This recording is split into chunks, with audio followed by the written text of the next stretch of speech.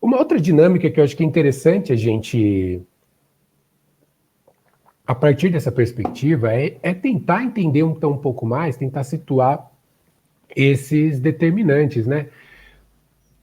E aí, esse comportamento, né, ele está em destaque porque o comportamento ele se expressa tanto por questões genéticas, biológicas, vamos colocar dessa forma, quanto características ambientais, né? E o comportamento como expressão de um conjunto de fatores e a manifestação da obesidade no indivíduo por meio da expressão desse comportamento. E aí, né, apesar desse apelo, né, sobre essa coisa de nutrição, a medicina personalizada, essas coisas, a gente precisa entender algumas coisas também, que apesar de avanços muito importantes nisso, de compreensão de características genéticas, né, o FTO, o GNFTO, as questões relacionadas com regulação neuroendócrina para a obesidade, primeiro que a quantidade de variância, né, de variabilidade que explica esses fatores em relação à obesidade numa população é muito pequena. Os estudos mostram isso.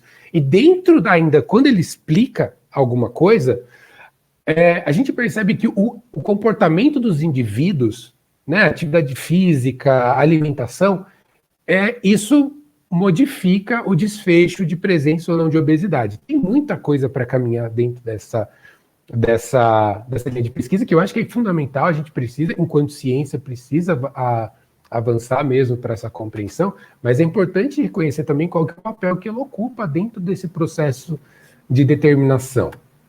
Então, ela proposital está um pouquinho, tá bem menor ali em termos de risco atribuível ao problema.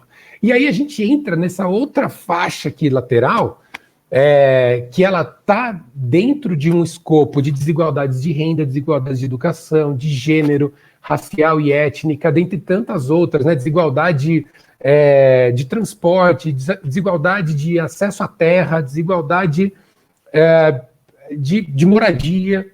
Então, é importante considerar toda essa discussão dentro desse panorama. Então, a gente tem todos esses eixos aqui, todos esses itens de práticas parentais, de ambiente doméstico, de ambiente comunitário, cidades promotoras de saúde, macroestrutura política e até uma escala global de blocos econômicos e liberalização dos mercados internacionais dentro desse processo de determinação da obesidade, pensando mesmo em expressão de comportamento. Por favor, não confundam quando eu falo de comportamento, como eu estivesse trazendo isso como uma responsabilidade do indivíduo. Não é isso. A gente precisa entender. Uma coisa é como se manifesta, outra coisa é como que todos esses fatores eles determinam o que vai acontecer em nível individual. E aí a gente consegue pensar da manifestação desse comportamento individual a partir de onde que essas pessoas elas se encaixam.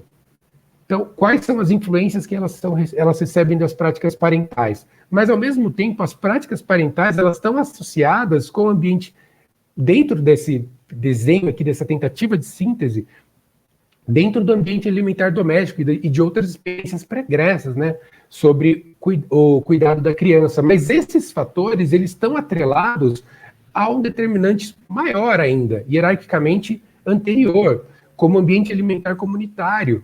Ou seja, comportamentos saudáveis, eles emergem de ambientes saudáveis. E isso é um ponto que eu vou falar um pouquinho mais para frente. E esse ambiente alimentar comunitário, ele está atrelado a cidades promotoras ou não de saúde.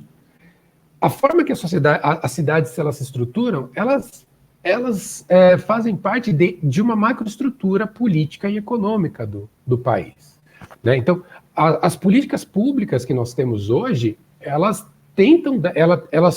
conferem um vislumbre do que nós pretendemos nos tornar como país, para o bem ou para o mal, né? No sentido de promoção, a gente está protegendo a vida ou não está? Então, é isso. O que o Estado imagina como futuro para o país? Isso daí se manifesta em políticas públicas, em decisões, né? Não em falas, em decisões de como que isso é feito.